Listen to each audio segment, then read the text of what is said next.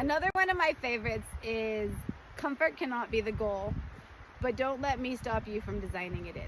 Here's the point. If you're going to go moose hunting, the goal has to be to hunt a moose. It can't be to go out and be comfortable. Yes, design it in. I'm all for it. Like, bring a tent with a stove in it. Get the best, insulated rubber boots. Have great rain gear. But the goal is to go out in the wilderness where moose live in the most unpleasant season there is, rainy and bone-chillingly cold, and to sit and call and wait and watch. Like, there is a certain level of misery that cannot be avoided.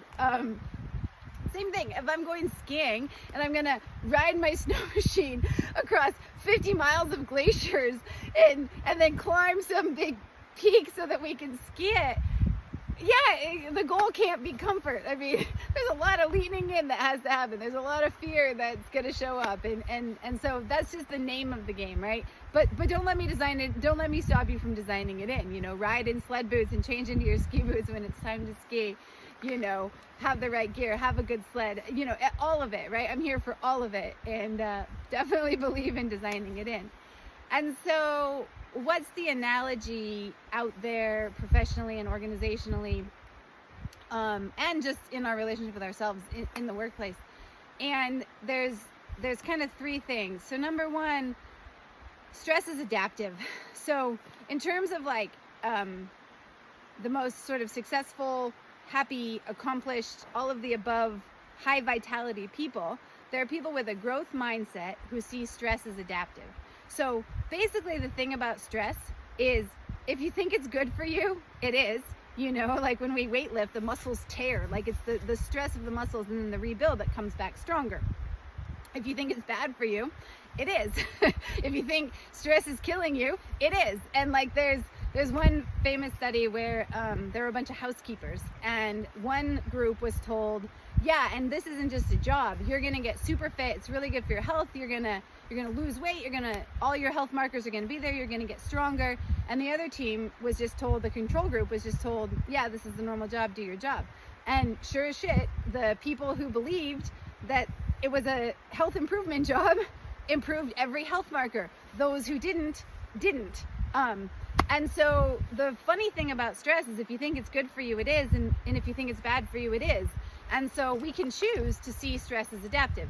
Now, I'm not saying there's not a point at which too much is too much. And kind of the marker is, if it's affecting your sleep and affecting your, ability to function, then yeah, too much. But up until that point, stress is adaptive. The other one is struggle as the gateway to flow. So we know flow occurs in a cycle. So we have flow, and then there's recovery. And we don't mean recovery purely physically, we mean recovery neurochemically. Like, flow is neurochemically expensive, and those chemicals have to be replaced. And then the best, struggle. Like, every flow cycle has to have a step of struggle. You can't skip the struggle. So the goal then isn't to avoid struggle, it's to find grace in the struggle, to get the lessons to do it, and to move through it as effectively as possible. Then there's release. So you literally have to release the struggle. Neurochemically, that's nitric oxide purging some of the stress chemicals like cortisol out of your bloodstream to make room for the flow chemicals. But psycho-spiritually, it's like, yeah, let go of it so that you can go back to flow.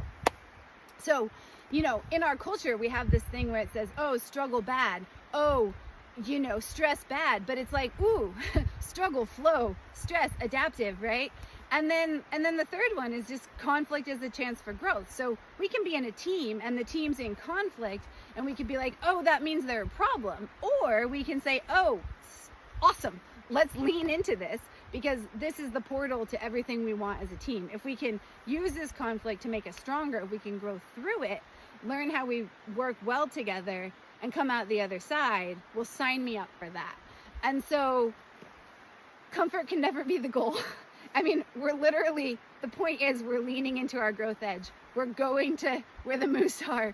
We're skiing in the big mountains like these ones in a few months when they're covered in snow. Comfort cannot be the goal. Don't let me stop you from designing it in. Always consider how you can find grace in the struggle, ease in hard things, and peace in the conflict, if you will. And yet, let's not let it mean that something's wrong. Let's let it mean that we're doing it, right? Like, we might say, oh, friction is bad, but friction is just the force associated with an object moving forward, right? So if we're moving forward, by definition, there will be a force working against us, whether we call it stress, conflict, struggle. That's that force associated with the forward motion. It's unavoidable, and we wouldn't want it to be gone, right? And we all know what it feels like when we do achieve something with the team, when we do lean into our edge and come out the other side, when we do go climb some big, beautiful mountain and ski the line of our lives in perfect pink light. Like, we don't want it to be easy. But then there's this thing that seems to flip in brains until we teach ourselves otherwise, that, oh, hard, wrong, struggle, bad, stress, conflict, no, and it's like, but what if we leaned into it and recover in the power position, if you watch the other video.